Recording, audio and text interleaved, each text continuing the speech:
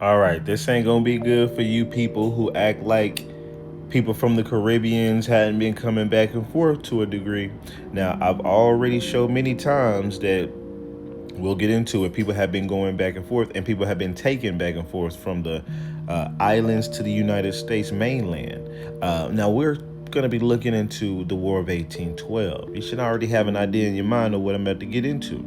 But I'm looking into this war because this is a very pivotal time of things that happened within my own family, things that happened in the South, things that happened after the Louisiana Purchase. Andrew Jackson was the president. There's a lot of things, and I've been waiting to get into this. And I'm going to get into it a lot. But as I'm reading these documents, now, mind you, I'm going to read this document, 200 Men of Color, but yes, it's in this on chapter 3, but the name of this document, and as I look up the War of 1812, this was like the first one that still comes up in the National Archive records. But this ain't the cover page. Let me show you the cover page. That's the cover page. The Negro in the Military Service of the United States, a compilation of the official records, blah, blah, blah. Now, it does talk about white folks in the Army as well in here, as far as like situations. But this is the document. And I want to take you to this. Now, there's a lot of things that I'm looking at, and I got to say, and I'm still going through a lot of these pages, but I had to hit on this real quick. Because we're talking about 1814, I believe, is the year here. I saw a year on one of these, but it's 1814. But we're also talking about General Andrew Jackson. We're talking about New Orleans. We're talking about he's got a thing right here signed. He was the major general at the time. I'm sorry, not the president. But I want you to notice here, if you haven't already read it, Mr. of Major Plunder, he had under the command of Major Plunder 200 men of color, chiefly from St. Domingo. That's 1814 people coming in from St. Domingo to fight in the war. But I want you to realize they're fighting alongside other people from the mainland, because they said this was made chiefly of people from St. Domingo. Didn't say all.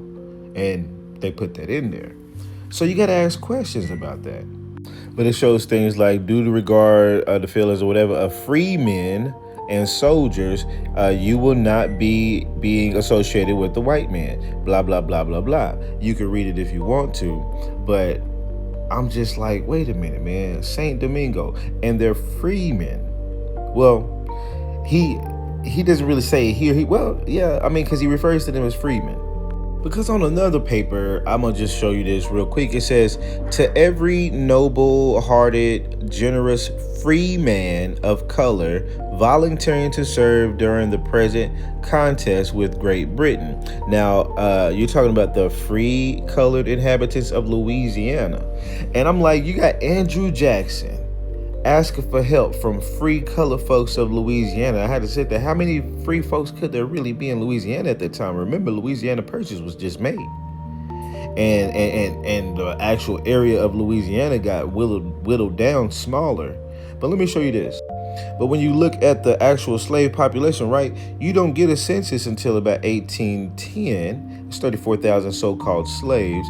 1820, that's 69,000. And we know it jumps up crazy because they're really counting the indigenous people there, which was us. These should be us too, right? But I was like, they're not talking to these people. How many free people were there really? When you go to where the free people are in Louisiana, and this says 3,379. I'll have to actually go look, because this is what the number was in 1850. It doesn't have a breakdown necessarily. Well, I have to go deeper into the document to get the breakdown what it was in 1819. But let's just say half of that. Do you think that Andrew Jackson is only trying to recruit from less than just half the people when there's tons of so-called slaves there? I don't know. But what I do know is that somebody brought people from St. Domingo, and they brought them over here. Now that's 1812. So that really messes with y'all. Caribbeans wasn't part of our society, or y'all can't trace yourself back to a Caribbean, or if you were sent off, You've been ethno-genocided. I mean, by 18, look, I've already told y'all Lucas Vasquez de Ayllon was said to be sending, getting slaves from the adjacent islands of Hispaniola to be slaves for him. So the whole FBA 1526 date of ethno-genociding with some African or European Moors doesn't show to hold up. Now, some of us may have some melanated Europeans in our ancestry. That's something we all have to look into. But that doesn't mean they're Africans. And this ain't saying that these people were Africans, nor the Moors of Europe that he was using as slaves. That's 1500s. I also showed you this from the 1600s. This is a newspaper now. This is them talking about the 1600s and the 1900s. But they talked about how these people were being sent off to the West Indies. He says here, by whatever, go down here.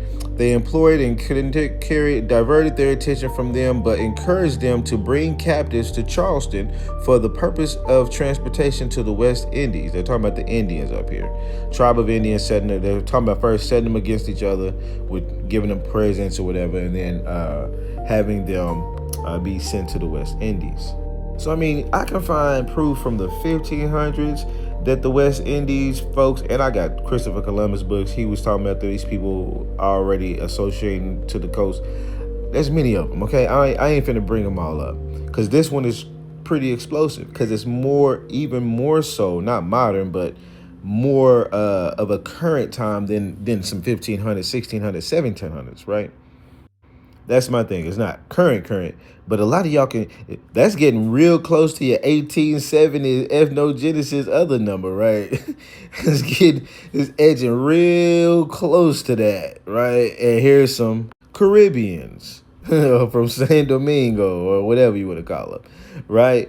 That's in here in America, and you have to explain that. You have to explain why y'all go so hard against Caribbeans like they not just 50 to 60 miles from the border, less than a state away. Barely you can barely get through a state in 60 miles. Y'all be playing.